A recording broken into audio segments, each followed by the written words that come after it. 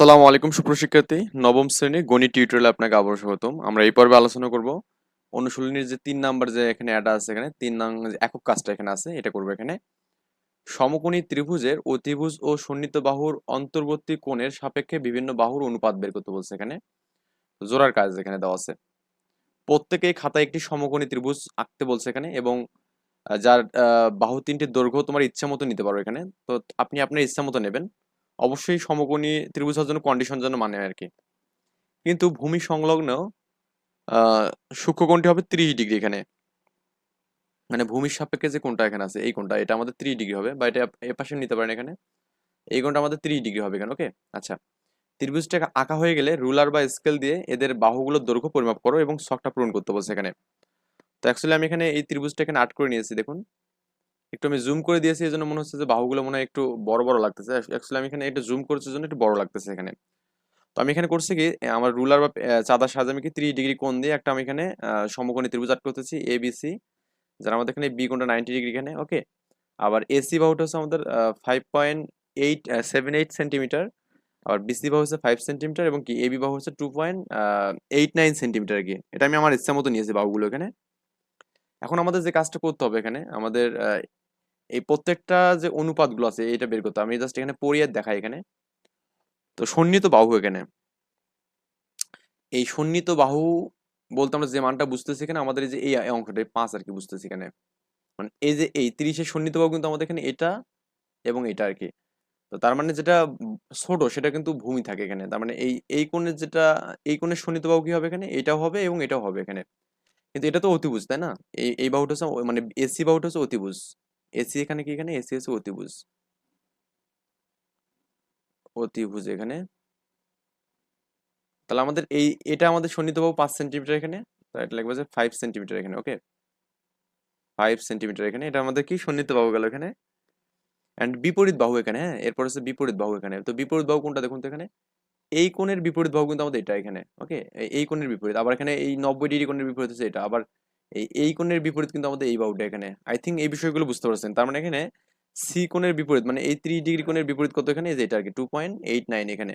কত হবে এখানে, 2.89 এত সেন্টিমিটার এখানে দিলাম। আবার অতিভুজ তো আমাদের এখানে দেওয়া আছে। অতিভুজ কত এখানে বলুন তো, অতিভুজ হচ্ছে আপনার এখানে 5.878, হ্যাঁ, 5.78 সেন্টিমিটার এখানে। এটা হচ্ছে আমাদের অতিভুজ গেল এখানে। এখন আমাদের 4 নম্বর বলছে সন্নিহিত বাহু এবং অতিভুজের অনুপাত যেটা আছে। সন্নিহিত বাহু কত এখানে, 5। তো 5 ভাগ কত এখানে, 5.8, হ্যাঁ। এটাকে আপনি যে ভাগ করেন দেখবেন যে আমাদের 0.87 আর এটা পাবেন আর কি। মানে সন্নিহিত বাহু এবং অতিভুজের অনুপাত এখানে। এরপর আপনার এখানে আছে বিপরীত বাহু এবং অতিভুজের অনুপাত। বিপরীত বাহু কত, 2.89। আর এখানে আমাদের কত আছে এখানে, অতিভুজ কত এখানে, 5.78। এই দুটোর অনুপাত কত হবে এখানে, একটু ক্যালকুলেশন করে দেখবেন যে 1.73 পাবেন এখানে, এরকম একটা মান পাবেন। ওকে, একটু ভাগ টাগগুলো করে দেখবেন এখানে। আচ্ছা, আমি মনে হয় এটা মিস্টেক করছি এখানে।